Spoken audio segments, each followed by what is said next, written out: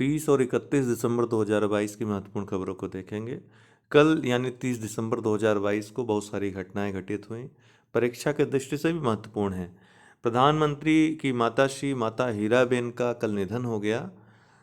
महान फुटबॉलर पेले, जो कि ब्राजील के अभी तक के महानतम खिलाड़ी माने जाते हैं फुटबॉल के, 3 बार विश्व कप इन्होंने जिताया है। ब्राजील के पूर्व खेल मंत्री भी रह चुके हैं, इनका निधन हो गया। ऋषभ पंत, जो कि भारतीय क्रिकेटर विकेटकीपर बल्लेबाज हैं, इनकी कार का भयानक एक्सीडेंट हो गया, बाल बाल ये बच गए।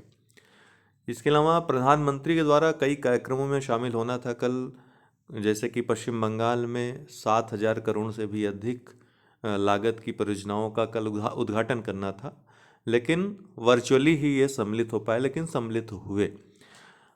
जैसे कि प्रधानमंत्री के द्वारा virtually Howrah new Jalpaiguri Vande Bharat express को हरी झंडी दिखाई गई, जो कि पूर्वी भारत की पहली वंदे भारत एक्सप्रेस है। ये भारत की पहली सेमी हाई स्पीड ट्रेन है, बुलेट ट्रेन की तर्ज पे इसको बनाया गया है, बिना इंजन की है और भारत में इसका निर्माण हुआ है आईसीएफ चेन्नई में। एक बात ध्यान रखिएगा कि इसमें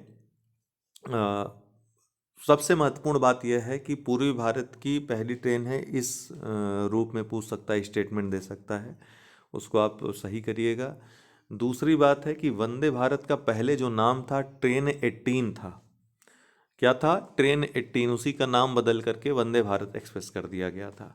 राष्ट्रीय गंगा परिषद की दूसरी बैठक भी कल ही आयोजित हुई आईएनएस नेताजी सुभाष में, जो कि नौसेना का हेडक्वार्टर है पश्चिम बंगाल में। ध्यान रखिएगा, राष्ट्रीय गंगा परिषद की जो अध्यक्षता करते हैं प्रधानमंत्री करते हैं, तो प्रधानमंत्री ने वर्चुअली इसकी अध्यक्षता की। अन्य राज्य जहां गंगा जी बहती हैं वहां के मुख्यमंत्री भी इसमें सम्मिलित हुए। जोका कोलकाता में डॉक्टर श्यामा प्रसाद मुखर्जी राष्ट्रीय जल व स्वच्छता संस्थान का भी उद्घाटन किया गया। कहाँ पे? जोका कोलकाता में। ये शीर्ष निकाय होगा राष्ट्रीय जल व स्वच्छता पर जो केंद्रित रहेगा, जिसका कार्य डॉक्टर श्यामा प्रसाद मुखर्जी राष्ट्रीय जल व स्वच्छता संस्थान। रट लीजिएगा, यह सब बहुत महत्वपूर्ण है। राष्ट्रीय गंगा परिषद की बात करें तो इसकी स्थापना कब हुई थी? अक्टूबर 2016 में। इसकी अध्यक्षता प्रधानमंत्री के द्वारा की जाती है। पहली जो बैठक हुई थी इसकी 2019 में हुई थी, कानपुर उत्तर प्रदेश में। इस क्रम में दूसरी बैठक अभी नेताजी सुभाष, आईएनएस नेताजी सुभाष, जो कि नौसेना का हेडक्वार्टर है पश्चिम बंगाल में, यहाँ पर आयोजित हुआ कल यानी 30 दिसंबर को। बिजली महोत्सव आरईसी, जो कि अभी कुछ समय पहले महारत्न कंपनी बनी है, इसके द्वारा असम के बक्सा जिले में बिजली महोत्सव ये इसका आयोजन हुआ। शेन वॉर्न, जो कि ऑस्ट्रेलिया में डॉन ब्रैडमैन के बाद सबसे बड़े क्रिकेटर माने जाते हैं, तो ये दिवंगत हो गए थे कुछ समय पहले। इनका अचानक संदिग्ध अवस्था में थाईलैंड में मृत शरीर पाया गया था। इनको इनके नाम से वहाँ का जो men's test player of the year है ऑस्ट्रेलिया का, उस पुरस्कार का नाम बदल करके इनके नाम पे रख दिया गया है, Warne men's test player of the year कर दिया गया है। बेंजामिन नेतन्याहू ये 6ठी बार इजराइल के प्रधानमंत्री बन गए हैं, प्रधानमंत्री पद की इन्होंने शपथ ली 6ठी बार। प्रवीण कुमार ये कार्यवाहक केंद्रीय सतर्कता आयुक्त बने हैं। सुरेश एन पटेल इन ये सेवानिवृत्त हो गए, इनके स्थान पर इनको 31 जनवरी तक इसका कार्यभार रहेगा, कार्यवाहक केंद्रीय सतर्कता आयुक्त रूप में काम करेंगे।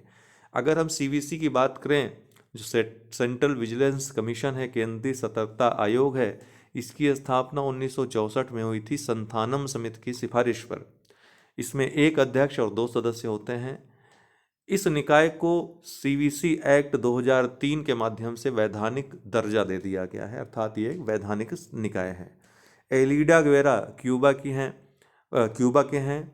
प्रथम KR गौरी अम्मा राष्ट्रीय पुरस्कार से इनको सम्मानित किया गया है। एलिडा गुवेरा महिला हैं, क्यूबा की। इनको प्रथम KR गौरी अम्मा राष्ट्रीय पुरस्कार सम्मानित किया गया। इन्होंने दिव्यांगों की काफ़ी मदद की है धन और अपने क्रियाकलापों के माध्यम से। तीरंदाजी एशिया कप 2022 ये शारजहाँ कहाँ आयोजित हुआ? शारजहाँ UAE में आयोजित हुआ। ये स्टेज 3 प्रतियोगिता थी, इसमें कई चरण होते हैं, चरण 1, चरण 2, चरण 3, इसलिए इतना ज़्यादा याद रखने की जरूरत नहीं, बस इतना ध्यान रहे कि शारजहाँ UAE में ये स्टेज 3 आयोजित हुआ। इसमें भारतीय खिलाड़ी जो है, अर्थात भारत जो है शीर्ष पे रहा। अटल बिहारी वाजपेयी के नाम पर अभी पूछेगा किस राजनेता के नाम पे एक तारे का नाम रखा गया है, तो अटल बिहारी वाजपेयी के नाम पे एक तारे का नाम रखा गया है। उत्तर प्रदेश गृह मंत्रालय द्वारा, जो केंद्रीय गृह मंत्रालय है उसके द्वारा 2 स्थानों के नाम बदलने को मंजूरी दे दी गई उत्तर प्रदेश के। कौन कौन सा स्थान है? एक तो मुंडेरा बाजार नगर पालिका परिषद है, जिसको अब चौरी चौरा कहा जाएगा गोरखपुर में, और दूसरा देवरिया का तेलिया अफगान गांव है, जिसको अब तेलिया शुक्ला गांव के रूप में जाना जाएगा। प्रहरी ऐप गृह मंत्रालय द्वारा इस ऐप को लॉन्च किया गया है। किसके लिए लॉन्च किया गया है? बॉर्डर सिक्योरिटी फोर्सेस के लिए, ठीक है, सीमा सुरक्षा बल के लिए, बीएसएफ जवानों के लिए इसको लॉन्च किया गया है।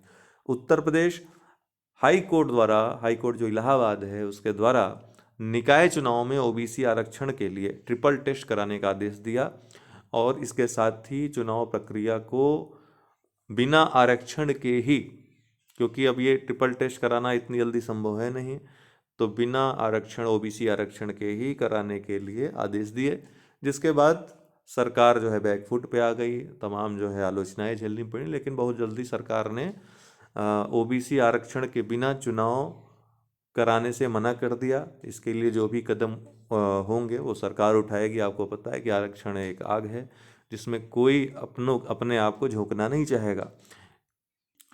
कुछ मुद्दे भारत में ऐसे हैं जो सामाजिक कम, धार्मिक कम, राजनीतिक ज़्यादा हो गए हैं, उन्हीं में से एक मुद्दा आरक्षण भी है।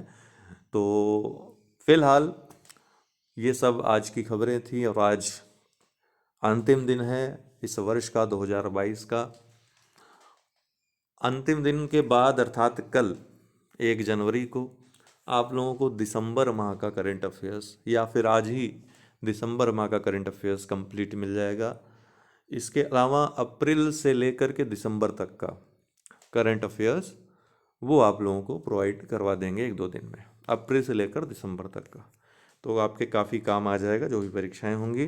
फिर आपको जनवरी और उसके बाद जो परीक्षाएं आपकी आयोजित होंगी उस एग्ज़ाम के 1 महीने पहले तक केवल पढ़ना रहेगा करंट अफेयर्स।